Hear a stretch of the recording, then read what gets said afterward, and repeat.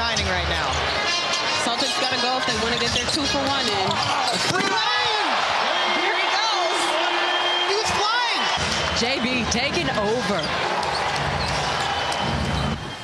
Welcome into Celtics post-game live. Jen Rosati, Ashley Battle, Amina Smith here with you. Celtics defeating the Detroit Pistons 119-94. No Jason Tatum, no Al Horford, no Drew Holiday, and still, Jen, they get the win. What was your biggest takeaway after this game?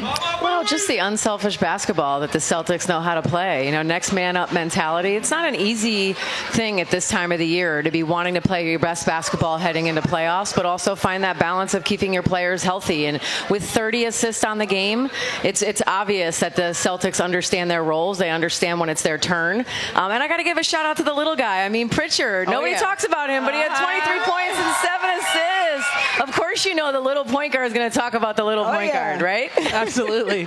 She loves little people because if you guys didn't know, she's a little short. She's a little short. What do you take away from this game, Ashley? She's a little short. I think it's, one thing that has to be said too is that we're still fighting for the overall #1 seed in the entire NBA. So even though people say, oh, it's just Detroit, but this is an important game. Yep. Like these games coming up down the stretch are all very important for seedings going into the playoffs, and it's just a testament to what Jen said. The next man up. You have to be ready. You have to be prepared. You have to be mentally tough because these games are going to be hard. And Detroit plays hard. They're a team that has had some difficult times, they play really well throughout the game, and then at the end they just haven't figured out a way to close, but they have really good players. You talk about it just being Detroit. I think back to December 28th when they took the Celtics into overtime. And it took that for the Celtics to win the game, so you can't overlook a team like the Pistons. All right, let's send it down to Kayla, who caught up with Derek White after the win. Derek, huge congratulations on your first triple-double here in your career.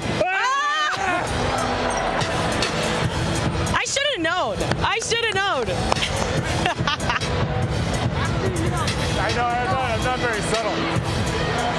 You're too tall, Luke. You're too tall. I should have seen him. You didn't even warn me. I tried to get out of there, get his face. Hey, well-deserved, though. Your first triple-double. I mean, just take me through. You talked to your dad. You sent him the text, let it fly. You've been letting it fly ever since, and now you get such a reward, well-deserved tonight. How does it feel? That feels good. I mean, I got amazing teammates that make it really easy for me, so a lot of credit goes to them. So many different players stepped up here tonight. Kristaps even back here for the first time in 5 games. How much does he impact this game? He's unreal. Just his gravity, the things he can do on the court, can shoot it from anywhere in the building, and down low you got to send a double, triple. So it's great to have him back. It's good to get his legs back and have him back. Do you guys have a special handshake on the side there, by the way? Our broadcast called it out. We needed to know the inside scoop if y'all do. Oh, me and KP? Yeah. Nah, not so secret. Good to know. And then just lastly, Coach talked about how many different guys have been able to not only step up, but really capitalizing on the extended minutes. We've seen it from Pritchard, we've seen it from O'Shea, all the way down to Springer. What does it say, not only about the depth about this team, but how unselfish you guys play throughout the stretch? Yeah, top to bottom. Doesn't matter who we have out there. We know we're going to get the same thing. Credit to all those guys, man. They work their tail off day in, day out, behind the scenes, and it's good to see them reward with some playing time and playing well. Congratulations. Go celebrate this. Appreciate it.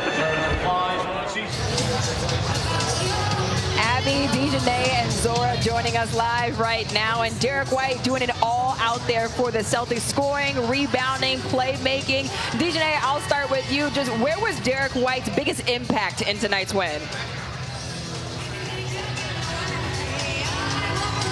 I mean, we saw the three-point shooting, but I was locked into the way he was facilitating. He got the ball to all the right people. I know he leads his team in assists, but he had an amazing night, just getting the ball to the people in the right places to score. All I know is I'm a little upset. We don't get many Gatorade showers. The Celtics very reserved when it comes to those. Kayla, first time on the sidelines, did an amazing job, but she got the Gatorade shower there. Derek White, take over, Zora. This was your first real Derek White experience. What'd you think? Yeah, well, I've seen him get hot from the outside before watching these Celtics games, but the way that he let the game come to him, you know, it started in the first half with all those threes, but then you started to see the assists piling up towards the end of that second half, and what a performance by Derek White, and to be able to do it at home. And I know you talked about his family being able to watch it.